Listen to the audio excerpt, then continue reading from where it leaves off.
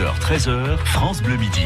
À midi 10, nous recevons l'association Vivre, toute jeune association rémoise. Donc la présidente à mes côtés, Julie Lallemand, bonjour. Bonjour.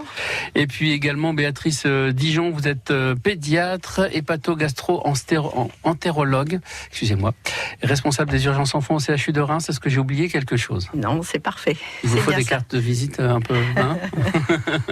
Très bien, merci à toutes les deux en tout cas d'être là. Donc merci pour cette association qui donne rendez-vous à tout le monde ce samedi, place d'Erlon à Reims. Pour notre première journée de mobilisation annuelle. Voilà. Forcément la première, parce qu'en fait votre association est toute jeune, elle n'a même pas un an. Exactement, elle a été créée il y a bientôt un an et nos premières actions ont commencé le 1er février, donc c'est effectivement tout récent et on profite en fait de ce jour-là, le jour de l'anniversaire de mon petit garçon qui est à l'origine de la création de cette association pour organiser cette première journée de mobilisation qui aura lieu place d'Erlon à Reims samedi. Voilà, donc votre enfant qui s'appelle Soban, il va bien là? Oui. Je prends des nouvelles? C'est gentil, merci. Ouais.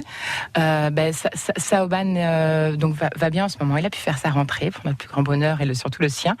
Saoban est atteint d'une maladie qui évolue par poussée. Donc il a les périodes où ça va et les périodes où ça va beaucoup moins bien. Alors un dysfonctionnement du système immunitaire, c'est ça? Exactement.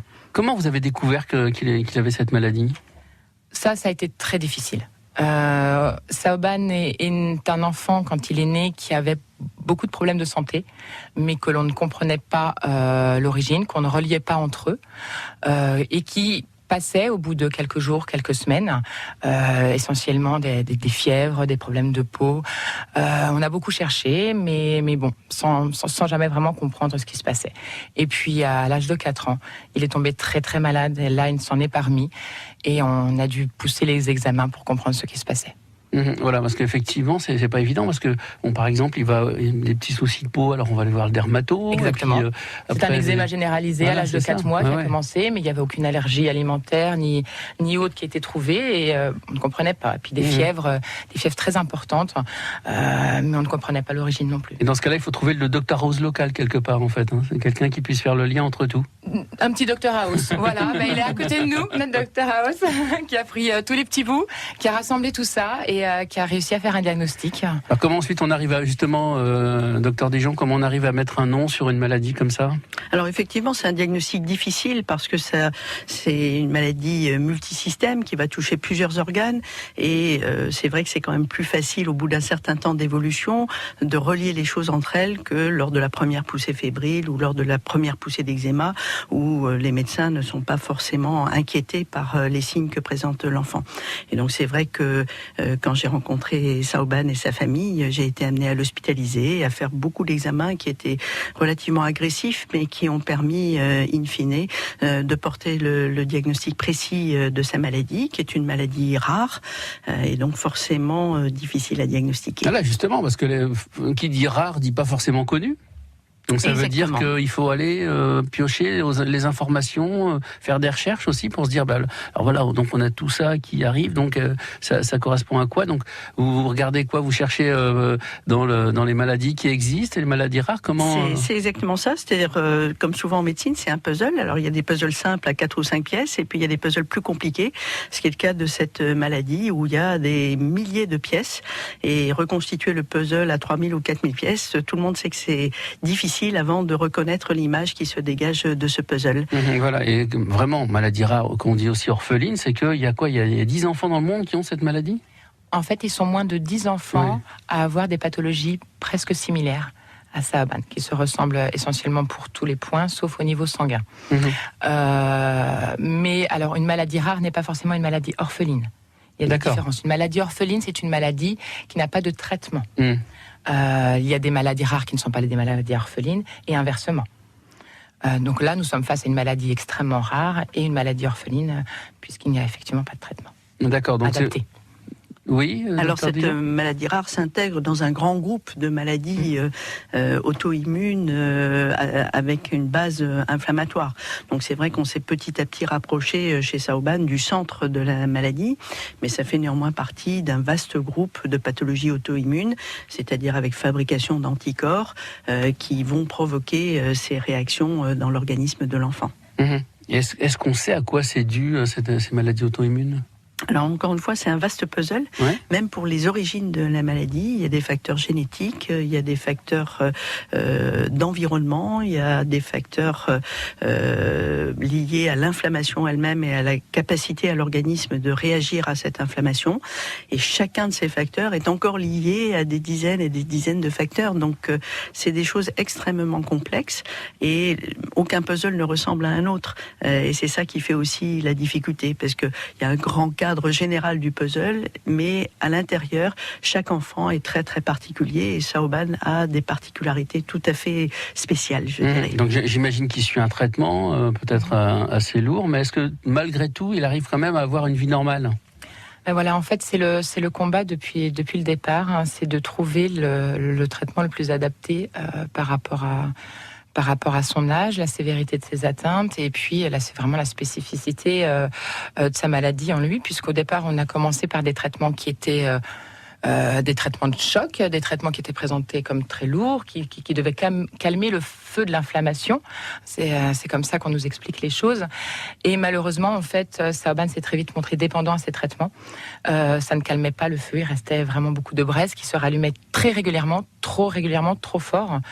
Et on n'arrive pas à trouver le traitement de fond, le traitement immunosuppresseur, donc qui va calmer tout ça pour justement ralentir l'évolution de ces maladies. On a essayé plusieurs traitements et malheureusement, pour l'instant, on n'a toujours pas trouvé.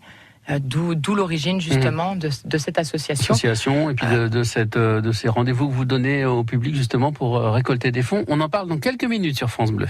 Merci.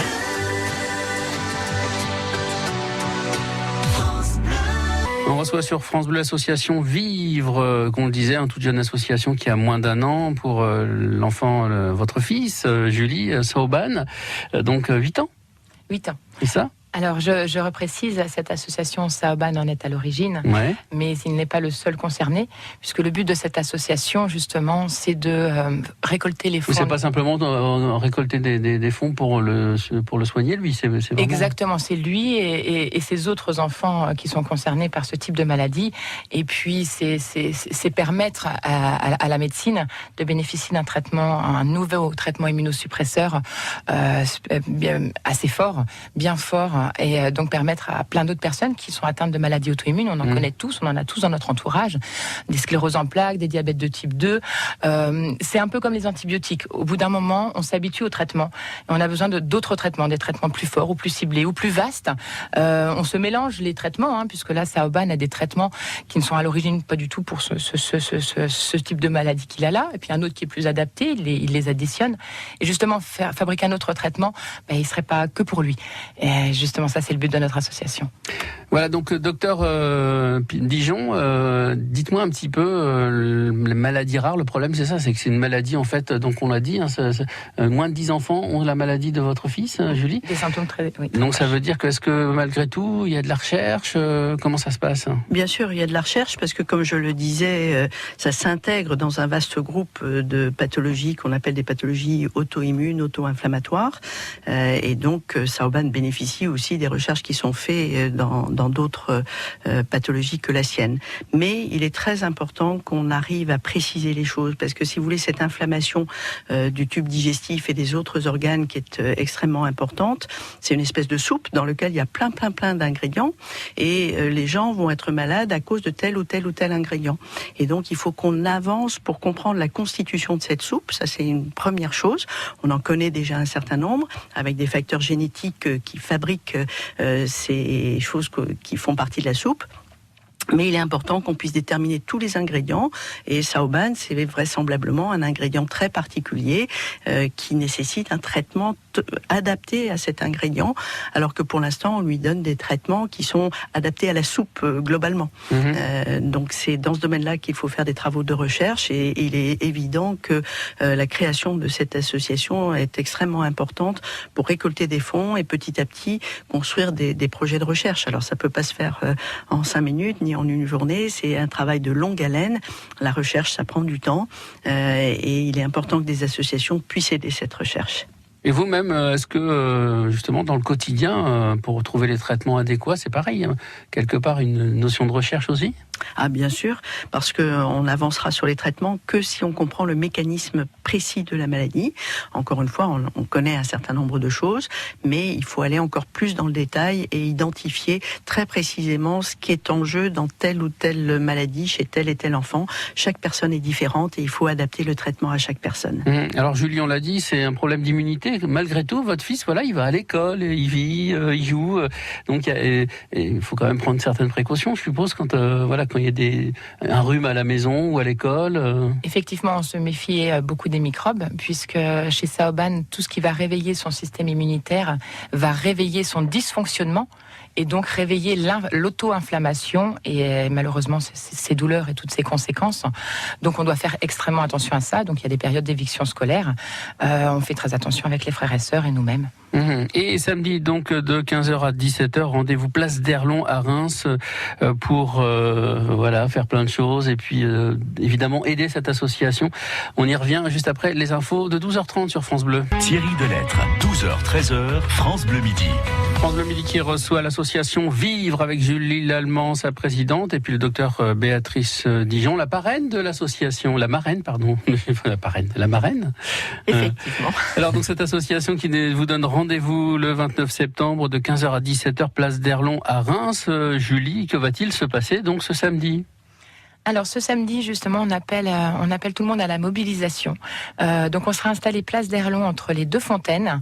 Il y aura une mise en scène de la maladie qui sera interprétée par des enfants qui seront à l'intérieur d'une grande bulle géante, transparente. Et il y aura beaucoup de gâteaux à manger, beaucoup de boissons. Tout ça a été fabriqué et fourni par beaucoup de pâtisseries et d'enseignes locales d'ici. Beaucoup de soutien qui nous aide. Il y aura de la musique au rythme brésilien grâce au collectif Ritmistas d'Ospili. Il y aura également des danses urbaines ou street dance grâce à des danseurs professionnels du studio 511. Il y aura beaucoup de jeux pour enfants, des jeux en tout genre, des pêches au canard, des micados géants, des chamboule-tout, ça sera la fête. C'est l'occasion de faire la fête, de faire connaître notre combat et surtout de récolter un maximum de dons pour justement la recherche. C'est le but de cette journée de mobilisation. Je suppose qu'il va certainement y avoir des rencontres, vous allez pouvoir justement communiquer également peut-être sur ces maladies ? Exactement, on a nos stands d'information pour justement expliquer notre combat, expliquer pourquoi on est là, expliquer les choses, cette maladie, et justement rapprocher un maximum de gens pour qu'ils nous aident. Donc évidemment, voilà, c'est aussi le but, c'est de récolter des fonds. Alors comment vous voulez récolter ces fonds ? Par tous les moyens possibles. Non mais là, sur cette journée grâce à la vente, on propose en fait des gâteaux, on propose des boissons, on propose nos bracelets de solidarité en l'échange de dons, mais effectivement toute personne qui veut contribuer à notre combat peut nous faire un don, mais on est surtout là pour faire la fête. Donc, est-ce que Saoban sera présent ? On l'espère normalement, j'espère, c'est son anniversaire. Il faut espérer qu'il n'ait pas un autre truc de prévu sur son agenda. Un petit rencard avec une copine ou autre. Très bien, je vous remercie en tout cas d'être venu pour nous présenter cette association. Et donc rendez-vous ce samedi de 15h à 17h, place d'Erlon à Reims, entre les deux fontaines. Merci beaucoup mesdames. Merci. Et puis donc, samedi. Merci. France Bleu Midi, à réécouter sur francebleu.fr.